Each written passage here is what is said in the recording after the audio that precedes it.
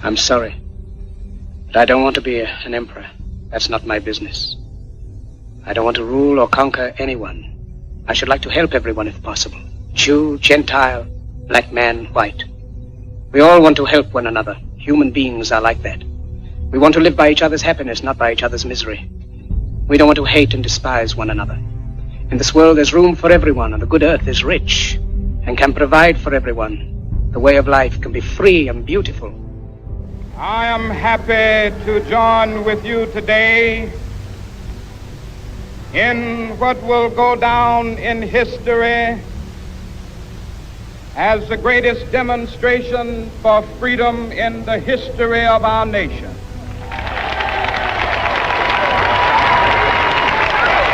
But why, some say, the moon? Why choose this as our goal? And they may well ask, why climb the highest mountain? Why, 35 years ago, fly the Atlantic? Why does Rice play Texas?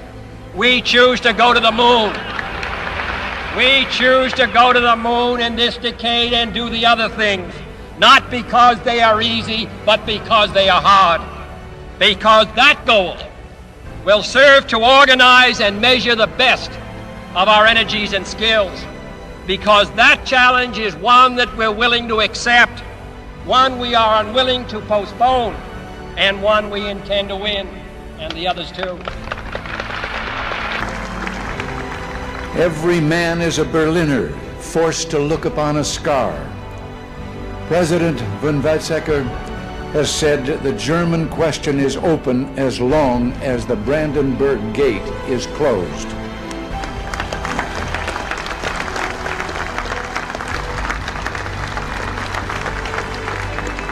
But today I say, as long as this gate is closed, as long as this scar of a wall is permitted to stand, it is not the German question alone that remains open, but the question of freedom for all mankind.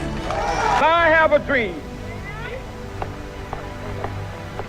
My 4 little children will one day live in a nation where they will not be judged by the color of their skin, but by the content of their character. I have a dream today.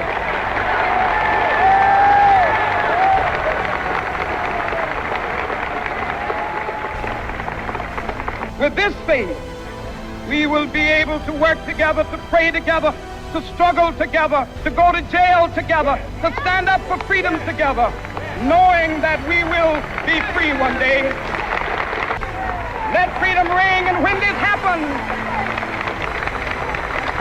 when we allow freedom ring, when we let it ring from every village and every hamlet, from every state and every city, we will be able to speed up that day when all of God's children, black men and white men, Jews and Gentiles, Protestants and Catholics, will be able to join hands and sing in the words of the old Negro spiritual, free at last, free at last, thank God Almighty, we are free at last. General Secretary Gorbachev, if you seek peace, if you seek prosperity for the Soviet Union and Eastern Europe, if you seek liberalization, come here to this gate. Mr. Gorbachev, open this gate.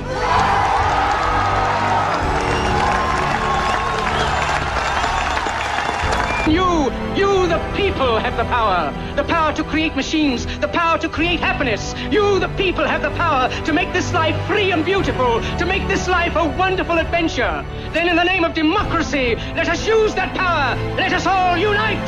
Let us fight for a new world, a decent world, that will give men a chance to work, that will give youth a future and old age a security. By the promise of these things, brutes have risen to power, but they lie. They do not fulfill that promise. They never will. Dictators free themselves, but they enslave the people. Now let us fight to fulfill that promise. Let us fight to free the world, to do away with national barriers, to do away with greed, with hate and intolerance. Let us fight for a world of reason, a world where science and progress will lead to all men's happiness. Soldiers, in the name of democracy, let us all unite!